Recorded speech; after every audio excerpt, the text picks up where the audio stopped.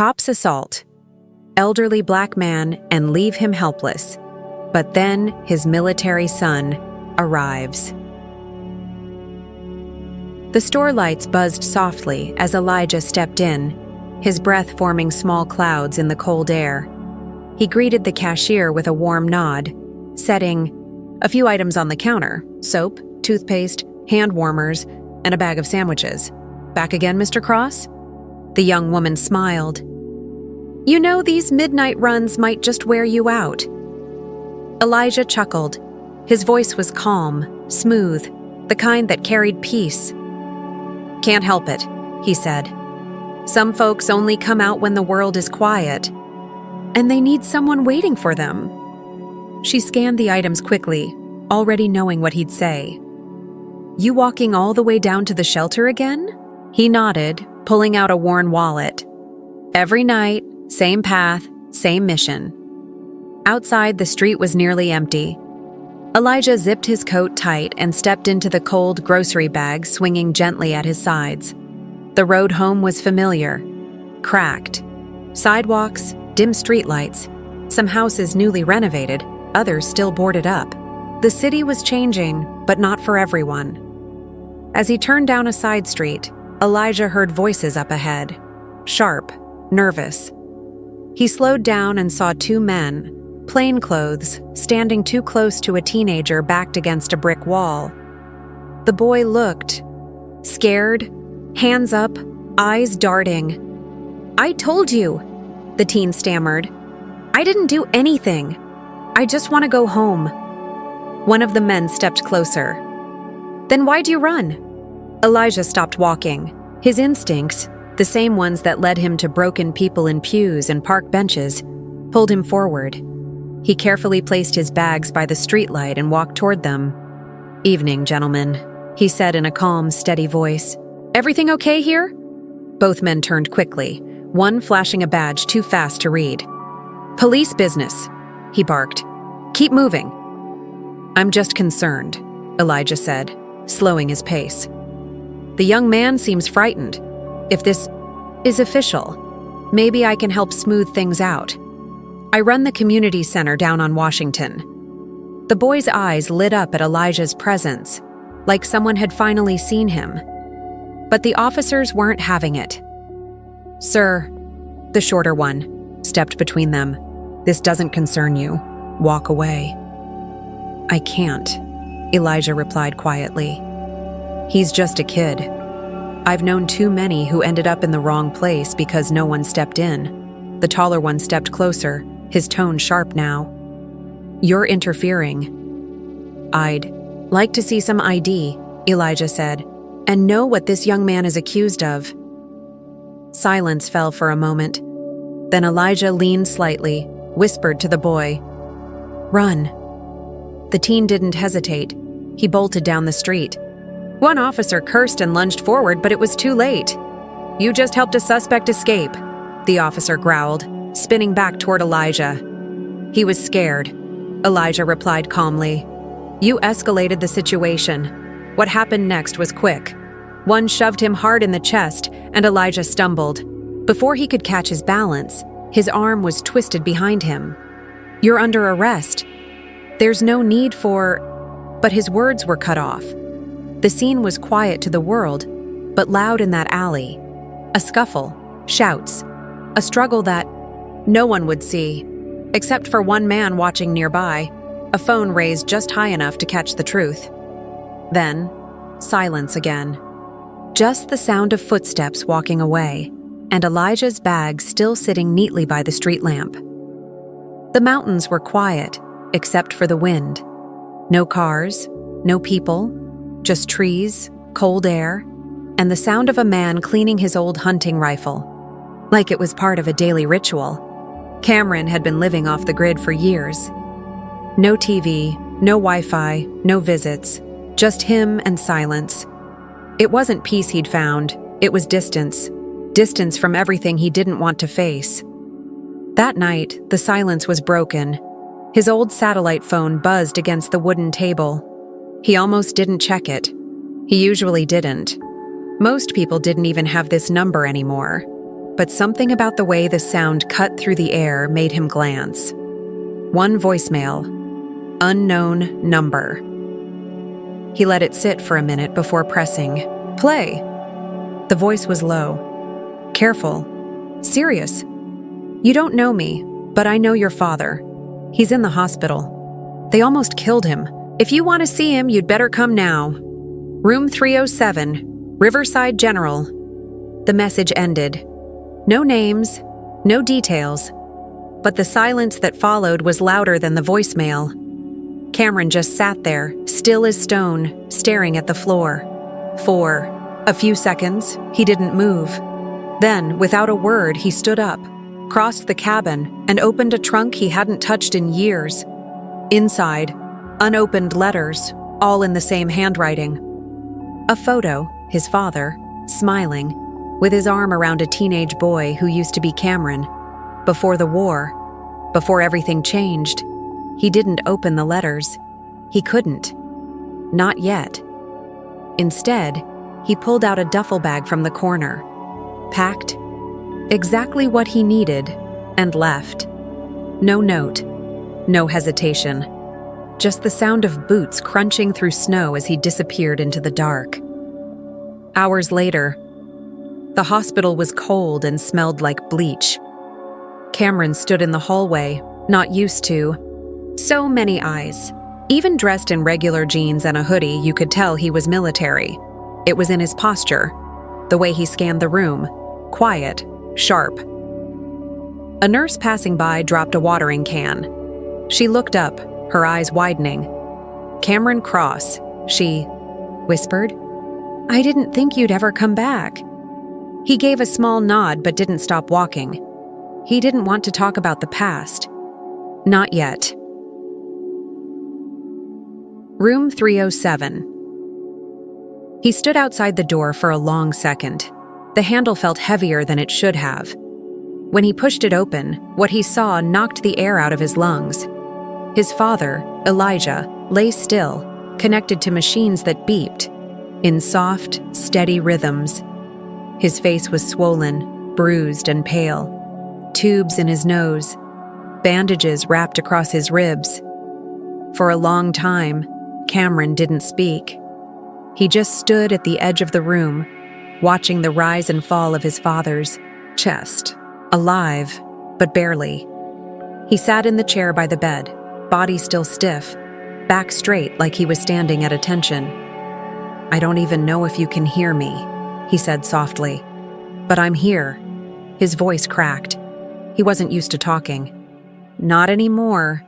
I thought I had times to figure things out. But now, he stopped himself. Footsteps behind him. A nurse walked in, young, calm, with a badge that read Amira. You're his son? She asked gently. Cameron nodded. He talks about you. A lot. Cameron looked down.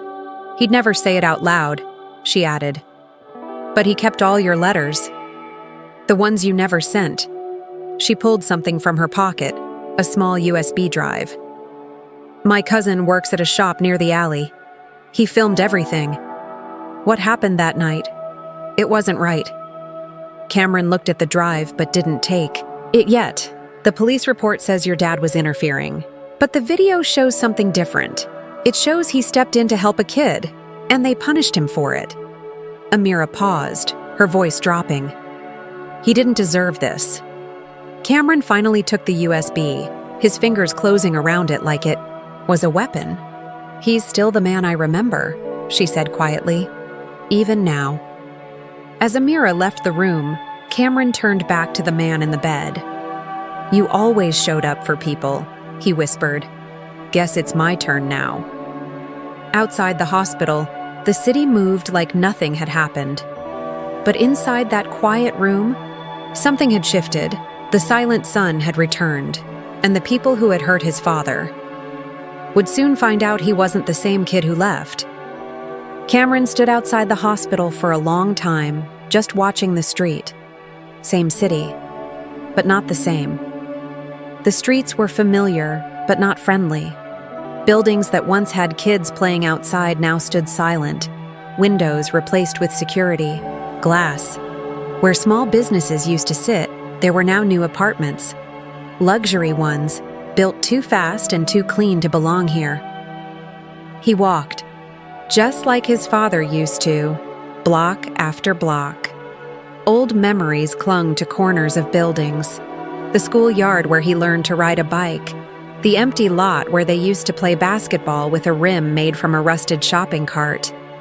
Everything was still there, and yet, everything had changed. Near the corner store, he saw it. Elijah's groceries from that night were still sitting by the lamppost. Cold sandwiches and crushed soap, scattered on the ground like nobody ever picked them up. A few of the bags had been torn open, maybe by animals, maybe by someone looking for food. Cameron bent down, quietly picking up the scattered contents. As he stood, a voice called from behind. "Didn't think I'd see your face around here again." Cameron turned to see a man around his age, arms crossed, leaning against a gate. He had tired eyes and tattoos fading into his skin like old memories. "I know you?" Cameron asked cautiously. "Yeah," the man said with a dry smile. "You used to sneak into the back of Mr. Donnie's garage and steal soda with me. You got faster. I got caught." That made Cameron smile, just a little. "Aaron?" "Got it in one," Aaron nodded. "Didn't think you'd remember. Then again, you've always had the military memory, right?" Cameron didn't answer that. "I heard about your dad," Aaron said. "It's not right, man. That old man saved a lot of us." Cameron nodded carefully. "You know what happened?" "Not everything, but enough. Word is, some cops were shaking down a kid. Your dad stepped in like he always did. They didn't like it." "Why was that kid being stopped?" Aaron looked around, checking the street before stepping closer. "That's the thing," he whispered. "It's been happening a lot lately, especially with younger kids. They get stopped, searched, accused of something vague, sometimes drugs, sometimes nothing at all. And if they push back even a little, it turns ugly, real fast." Cameron's jaw tightened. "And after these arrests, suddenly their families move out. Properties get sold cheap. Then a few months later, boom, construction, new units, fancy names. They're forcing people out," Cameron said quietly. Aaron nodded. "All quiet, all legal, at least on paper." "Who's behind it?" Aaron shrugged. "I don't know names, but I know this. Your dad was on their list because he wouldn't sell the church, wouldn't sell the community center, wouldn't move out. And when you don't move out, they move you." Cameron didn't speak. He just stared at the sidewalk, like the cracks might spell something out if he looked hard enough. "Look," Aaron said, reaching into his coat pocket. "There's someone you should talk to, a kid named Jay. He was the one your dad was trying to protect. He's been hiding, scared. But I heard he's still working part-time at the grocery store on Westfield." Cameron took the info with a nod. "Thanks. One more thing," Aaron added. "Your dad, he never gave up on you. Always talked about how proud he was, even when you weren't around." That hit Cameron like a punch to the chest. He nodded again, quieter this time, and walked away. The grocery store wasn't busy. A couple of customers, a radio playing something soft, and a young teen behind the register, organizing cans even though no one asked him to. Cameron watched him for a while before speaking. "You working hard, or just nervous?"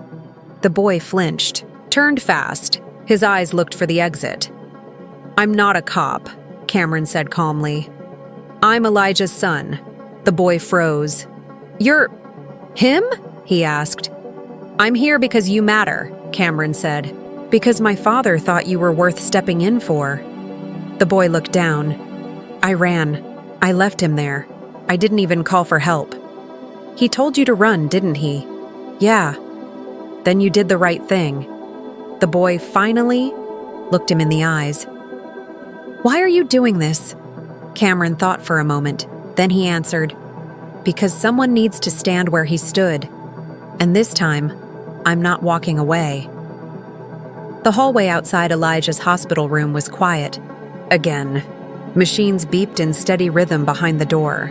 Cameron stood leaning against the wall, eyes closed, breathing deep like he was still on deployment, trying to listen for threats in silence.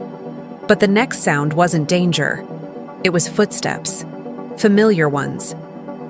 When he opened his eyes, she was already walking toward him. Tailored blazer, head held high, no-nonsense expression. His sister. "You really came," she said. Not with warmth, not with surprise, just a fact. "I heard what happened," Cameron said. "That's not what I meant." They stood in silence. The space between them was 8 years wide. "I didn't know how bad it was," Cameron said quietly. "You didn't ask." He nodded. "Fair." She softened, just a little. "You should see what's coming in. Messages. People calling from the church, the center, even reporters. They all want to know if Dad's okay, or if he's going to talk." "Can he?" "Not yet, but he's in and out. Knows we're here." She looked at him like she wanted to ask 1,000 questions and also didn't want to ask anything at all. Instead, she pulled out her phone and showed him something. A grainy cell phone video, the one Amira's cousin had captured. It showed Elijah, calm, standing with open hands, asking questions, trying to protect the boy. And then, the officers turning on him. The video stopped right before the worst part. The rest wasn't filmed, but it was enough to show Elijah didn't fight back. He didn't resist. He just stood there. And for that, they broke him. Naomi's voice was cold when she spoke. "This should be enough to open a case." "Then why hasn't it?" "Because it's not just about Dad anymore." She pulled out a folded piece of paper, a typed report from City Hall.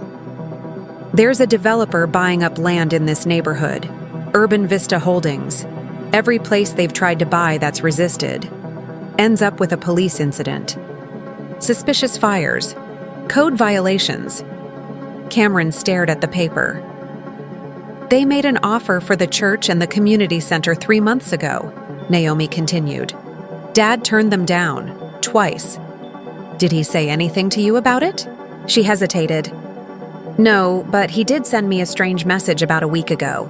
Said he was keeping notes, in case something happened." Cameron looked up. "You think he wrote it down?"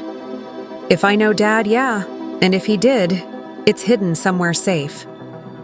Later that evening, they entered Elijah's house together. It hadn't changed much.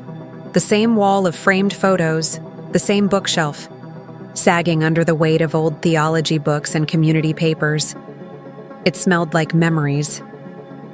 Cameron stopped in the hallway, staring at a photo of their mother. She was smiling, standing in the church garden, arms open wide. He looked away, quickly. Naomi was already pulling books off shelves. He kept journals, always. Sermons, prayers, even budgets for the soup kitchen. Cameron scanned the shelves, then walked to the living room and stared at a large framed painting. It was of Daniel in the lion's den, Elijah's favorite. "I used to ask why he kept this up," Cameron said. "He always said, 'Because God sends lions to show us what we're made of.'" Naomi gave him a look. "Help me get it down." They lifted the frame gently off the wall. Behind it, the wall looked different. Faint pencil marks on the wood, a small slit. Cameron pressed along the seam, and a panel popped open. Inside, a worn leather journal. He opened it slowly. Each page filled with Elijah's handwriting. Not just sermons, not just prayers, but names, dates, property numbers, codes. "Look at this," Naomi whispered, flipping through pages. Each entry told a story. Family on. 112th refused offer. 3 weeks later, fire. Woman on Beach Street protested construction. Son arrested 2 days later. Church received final offer, declined. Warning issued, "We will not ask again." It wasn't just suspicion, it was evidence, and Elijah had been tracking it for over a year. "This is enough to go public," Naomi said, almost to herself. "No," Cameron said, "not yet." She looked at him sharply. "Why not? We have the journal, the video. And if we go too early, they'll bury it. Twist the narrative, call Dad confused or unstable." Naomi hesitated. "So, what do you suggest? We find out who's behind this, all of it, who's giving the orders, who's protecting them. Then we go public." She studied his face for a moment. "You're really back, huh?" "I don't know," Cameron said, "but I'm not walking away again." Naomi closed the journal and held it close to her chest. Her voice dropped. "You better mean it this time." That night, Cameron stayed in his childhood room, the bed too small, the air too quiet. But there was peace in the weight of the journal on the desk. Outside, the city kept moving. But inside that house, something was waking up. Something stronger than fear. They had tried to silence one old man, but now they had his children's full attention. The sun hadn't fully risen yet when Cameron slipped out of the house. The journal sat on the kitchen table, pages now covered in sticky notes and circles. Naomi had fallen asleep with her head on a pile of documents, her phone still buzzing with messages she was too tired to check. But Cameron was already thinking 5 moves ahead. He walked the neighborhood slowly, not like someone returning home, but like someone gathering intelligence. He counted which buildings had for sale signs, which had city code warnings on their doors, and which ones were newly renovated with rental banners advertising, "Now leasing, modern living in a historic district." He took pictures of everything. People stared at him from porches and windows. Some nodded, some looked away. Everyone had seen what happened to Elijah, but no one was saying it out loud. Not yet. Not until they knew it was safe. Not until they saw someone stand up first. Later that morning, Cameron met Naomi at the hospital. Elijah was still resting, but his color had returned. A small victory. Amira met them in the hallway. "He's talking more," she said. "Still foggy in places, but he remembers the alley." "Did he say anything about the officers?" Naomi asked. Amira nodded. "Bits and pieces, but he mentioned someone else too, a man in a blue suit. Said he came to the church a few weeks before the attack, offered a large sum of money for the property." "Urban Vista?" Cameron asked. "That's the thing," Amira replied. "Your dad said the man never gave a name, just said he worked for those trying to build the future." Cameron and Naomi exchanged a look. "Do you still have the security footage from the hospital that night?" Cameron asked. Amira's smile faded. "That's the other thing. I tried to pull it. The file's gone." "Gone? Deleted? Or moved?" "Says archived externally by admin order." Which is weird, because our IT guy is the only admin. Naomi's voice sharpened. "You think someone got to it?" "I think someone knew your father wasn't supposed to survive," Amira said softly. By noon, they were back at Elijah's house. The journal had more layers than they first thought. Some notes were cryptic, like Wilson Block, third offer. Refused, code agents next day. Others were detailed. Dates, city permit numbers, officer badge IDs. One phrase kept repeating across entries, pattern repeating. Cameron laid the journal pages across the table and drew a map. With Naomi's help, he matched each incident to a city block. Every time someone refused to sell or sign, something happened. An arrest, a raid, a routine check. And after that, a sale, always under market value. Always fast, a systematic pattern. This wasn't just a shady developer making aggressive offers. This was strategy, quiet removal, silent takeover. "Do we have names tied to these events?" Cameron asked. Naomi grabbed a folder. 2 officers keep showing up, Holt and Griggs. Both were at the scene the night Dad was attacked. Cameron stood up. "I need to see them." Naomi grabbed his arm. "That's not smart. I'm not going in as a soldier, just as a son." She didn't let go. "Cameron, they're dangerous." He looked her dead in the eye. "So am I." The 5th Precinct sat between a smoothie bar and a dog grooming shop. A strange mix of gentrification and enforcement. Cameron walked in like he belonged there. At the desk, a tired-looking officer didn't even lift his eyes. "Need something?"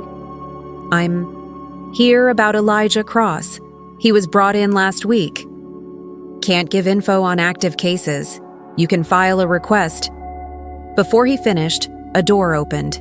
Griggs stepped out, mid-laugh with another officer. When he saw Cameron, the smirk died instantly. "Well, well," he said slowly. "You the kid?" Cameron didn't flinch. "I'm his son." Griggs stepped forward. Up close, he smelled like cologne and arrogance. "Your old man should have stayed in bed that night," Griggs muttered, low enough for only Cameron to hear. "He brought that on himself." "You did it?" Cameron said evenly. "You can't prove anything." Cameron leaned in closer. "Not yet." Griggs's smile returned, but colder this time. "You push this, you're gonna regret it." Cameron turned and walked away without a word, but inside, he wasn't afraid. He was just measuring how far the fall would be. That night, Naomi received a secure message from a former city housing inspector, a man named Jefferson. He'd seen Naomi's name mentioned in recent legal filings and recognized Elijah from the news. He asked to meet, said he had something they'd want to see. The next morning, Cameron and Naomi sat across from Jefferson in a tiny apartment that smelled like old coffee and worry. "I used to work inspections for this city," he said. "But I got let go when I started asking questions." "What kind of questions?" Naomi asked. "About why we were being sent to places with no violations.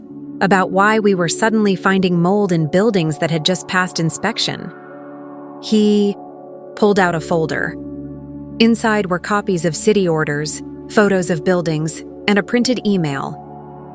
"Ensure code enforcement follows up on this address. Priority block. Vacate target properties for urban vista development." The email had been sent from a city official's account, one who had previously claimed no ties to development companies. "This is what your dad was documenting," Jefferson said. And he was right. There's more going on than people. "No." Naomi reached for the folder, hands shaking slightly. "We need you to testify," she said. Jefferson hesitated. "I've got a kid. If they find out I talked..." Cameron leaned forward. "They already attacked a pastor. They've made it clear what kind of people they go after. But we're not asking you to stand alone." Jefferson looked at them both. Then, slowly, he nodded. That night, as the city lights glowed softly outside Elijah's house, Cameron stood at the window. "They're afraid of sunlight," he said to Naomi. "So we give them the sun." She smiled slightly. "Then let's make it burn." The morning the world started to shift, it was raining. Not hard, just steady. The kind of rain that soaks into the bones before you even realize you're cold. Inside Elijah's house, the kitchen had turned into a war room. Folders were stacked high on the counter. USB drives lay labeled next to notepads filled with circles, arrows, and crossed-out names. The walls had post-it notes like crime scene threads, connecting officers, properties, city officials, and dates. What once was a family home now looked like the inside of a journalist's notebook or a whistleblower's bunker. Naomi stood in front of her laptop, rereading every sentence she had written. Next to her, Cameron sat still, scanning video footage on a monitor. Every time he replayed the clip of his father in the alley, hands raised, voice calm, trying to help, his jaw clenched just a little tighter. "This is everything?" Naomi asked. Amira nodded, sorting the drives. 2 interviews, the ledger, the full video, Jefferson's statement, code enforcement orders, all of it. "And the stream?" "It's ready," Amira said. "Multiple platforms. Private backups, Scramble protocols. Even if they pull one down, the others stay live. Cameron stood and checked his watch. Then we go live at noon. They didn't want to do it from a studio or courtroom. This had to come from the place where it started. So they set everything up in Elijah's living room. Cameras, lights, backup power. No suits, no lawyers, just truth. Naomi wore a simple blue blouse and jeans. Cameron wore the same boots he arrived in, scuffed, quiet, unshakable. At eye. 11:57, Amira counted down. 3 minutes. Elijah sat in his chair by the window watching it all. He wasn't strong enough to stand yet, but his eyes were clear now. He saw everything. The fear, the courage, the fire growing behind his son and daughter's eyes. "You sure about this?" he asked quietly. Naomi kneeled beside him. "We can't hide anymore." Elijah gave a slow nod. "Then speak like someone who's been through fire. Let them know you're still standing." PM, the red light blinked on. The live stream began. Naomi looked into the camera. "My name is Naomi Cross. I'm a civil rights attorney in this city. And 3 weeks ago, my father was beaten in an alley for trying to protect a scared teenager." She didn't blink. "You may have seen part of the video. What you didn't see is the system that allowed it to happen. That protected the men who did it. That has done the same to others, quietly, slowly, for years." Footage rolled. Neighborhood maps, building permits, Jefferson's documents, police patterns, real estate transfers. It wasn't just a story anymore. It was a network, and it was real. Then Cameron stepped in front of the camera. "My name is Cameron Cross. I served overseas in military intelligence, but the battle I came home to looks a lot like the ones I thought I left behind." He played clips side by side, psychological operation tactics used in war zones, and the same patterns showing up in local neighborhoods. People are being pushed out, not with bulldozers, with paperwork, with fear, with silence. By the 15-minute mark, thousands were watching. At 22 minutes in, several viewers reported internet outages in certain neighborhoods, but backup links activated immediately. They kept going. Amira introduced the hidden footage, the full version, not the cut one the news aired, not the version with the context removed, but the real one, start to finish. Elijah. Calm, peaceful, brave. The moment the first officer shoved him, the moment it all changed, the moment silence hit the concrete. No one watching could pretend it was justified. By 45 minutes, the comment sections overflowed. "How deep does this go? This explains everything in my neighborhood. That man is a hero." Cameron returned to the screen, this time with the final piece. Urban Vista Holdings, the developer behind this wave of quiet displacement. It's a shell company owned by a private equity firm called Sentinel Partners. He clicked. A photo of Colin Vance filled the screen. A former military contractor, a man I once worked under, a man who has turned war tactics into business strategies and brought them to the streets of our communities. Naomi's voice came back. "We aren't asking for sympathy. We are demanding truth. We are calling on city officials, on lawmakers, on every person watching. Do not turn away." They ended with Elijah, sitting tall in his chair, speaking with a quiet power that no cane or oxygen tank could weaken. "I'm still here," he said. "And if you're watching this, that means you are too. So stand, speak, be louder than the ones trying to buy your silence." The feed ended after 57 minutes. Silence filled the room for a moment, as if they were all holding the same breath. Then Amira whispered, "It's happening." The view count exploded. The story broke into local news within 10 minutes. Then national hashtags trended. Journalists called. Protests formed. But that wasn't all. By evening, Naomi received an encrypted message. We saw it. We have more. You're not alone. From former inspectors, honest officers, a retired judge, even a former aide to the mayor. The wall was starting to crack. That night, Elijah slept easier than he had in weeks. Naomi sat at the table with her head in her hands, exhausted but awake, and Cameron stood outside, watching the neighborhood through the dark. Windows lit up one by one. Candles appeared in porches. Signs were being taped to doors. We are not leaving. Justice for Elijah. The city hadn't changed yet, but it had turned to look. The morning after the broadcast, the city wasn't the same. Some streets were quiet, others alive with voices. People gathered on corners, watching the video on phones and tablets, their faces filled with shock, grief, and something more dangerous to the system than anger: awareness. Handmade posters appeared overnight. Protect our neighborhoods. We are not for sale. Justice for Elijah. But it wasn't just online anymore. It was physical. It was real. Outside Elijah's house, a small crowd had started forming. Candles in hand, signs against their chests, like they were guarding something sacred. Inside, Elijah was resting, his voice still weak, but steadier, his breathing easier. Naomi sat by his bedside, reading him messages from strangers across the country. A woman from Detroit wrote, "Your story gave me the courage to tell mine." A man from Atlanta said, "You reminded me why my father marched." A teacher from Chicago wrote, "My students watched your video. They cried.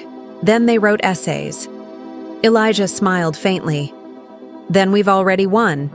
But the system hadn't gone quiet. That same morning, Naomi received a letter.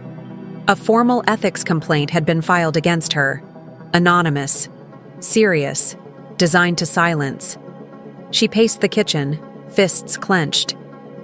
"They're trying to paint me as unstable, incompetent. Said I leaked evidence illegally and coerced a witness." Cameron read the paper over her shoulder, then tossed it aside. "They're scared. That means we're close." Amira checked the security feeds. They're also watching. 2 unmarked cars on the corner, same ones from yesterday. Cameron looked outside. "We need more than a broadcast now. We need action." That afternoon, something unexpected happened. A young officer, early 30s, clean uniform, tired eyes, arrived at Elijah's house with no camera crew, no backup. "My name's Mendez," he said. "I've been on the force 12 years. I saw what happened to your father, and I've seen worse.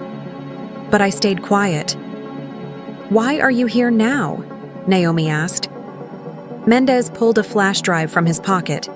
"Because I won't be quiet anymore. This is internal audio. Radio traffic, body cam footage, most of it buried." Cameron took it carefully. Mendez looked him in the eye. "They'll try to stop you, just like they stopped others. But if you keep going, you'll break this wide open." That night, Cameron received a secure message on his encrypted server from someone he hadn't heard from since his time overseas. Scope. The message was short. "They're preparing to erase everything. Digital backups, paper trails, the entire network. You have one shot. Meet me. Midnight, Westview Tower, sub-basement." He didn't hesitate. Naomi didn't want him going alone. But she understood. "This isn't about one developer," Cameron said. "It's a machine, built to erase people quietly. And now it knows we're trying to stop it." She nodded once. "Then make it loud." The building was dark. Windows. Glossy, empty like a sleeping giant. Inside, Scope waited. A woman with sharp eyes, purple hair, and hands that moved faster than most people could think. She led him to a server room hidden beneath the tower. This is where they store the real files. Not the polished reports, the raw blueprints, surveillance orders, displacement plans. Together, they worked fast. Uploads, downloads, redundancies. copies sent to press contacts and watchdog organizations. Once we press send, Scope said, there's no going back. Cameron thought of Elijah, Naomi, the boy his father protected, the people they still hadn't reached. Then he hit upload all. By dawn, the entire network had been exposed. Internal documents revealed direct communication between developers, city officials, and precinct captains. Maps marked in red ink showed which blocks were next, which people were marked as resistant, whose lives were considered acceptable losses. It was undeniable, and suddenly, the people in charge couldn't deny it anymore. Over the next week, the dominoes began to fall. The mayor called for an independent investigation. 3 city officials resigned. 5 officers were suspended, including Holt and Griggs. Colin Vance was subpoenaed for a federal inquiry. And the ethics complaint against Naomi? Withdrawn, quietly and without explanation. But that wasn't the win. The real victory came in quiet moments, like when Marcus, the teen Elijah had protected, stopped by the house carrying flyers for a new youth program at the community center. I want to help, he said. I want to be part of the thing he started. Elijah pulled him into a hug. Then you already are. 3 months later, the abandoned lot behind the church had changed. Where weeds once grew, now stood a new building, the Elijah Cross Community House. Inside, job training, literacy classes, a counseling center, and a wall of photos of every neighbor who refused to leave, a tribute to resilience. Cameron stood by the door, greeting visitors, not as a soldier, not as a ghost, but as a man finally back where he belonged. Naomi had her own battle now. She was running for district attorney, and at her first rally, her speech ended with one line. Justice doesn't start in courtrooms. It starts in living rooms, like the one where we told my father's story. One Sunday morning, Elijah returned to the pulpit. The crowd stood as he approached, not out of pity but respect. Some were old faces, others new, all carried by the same current, belief that they mattered. Elijah adjusted the mic slowly, then looked at the sea of people before him. I once believed I had to shout for justice, he said. But I've learned something else. Sometimes, justice doesn't shout at all. Sometimes it just stays. He paused, letting the silence hold. Like roots under concrete. Like family that comes back. Like truth that refuses to stay buried. He smiled. We are still standing. Outside, children ran across the church steps. Volunteers handed out groceries. Music played from someone's phone. Life, unbought, unbroken. Cameron stood under the same tree he once waited by as a boy. The same spot his father walked past every day after school. This time, he wasn't waiting. He was home.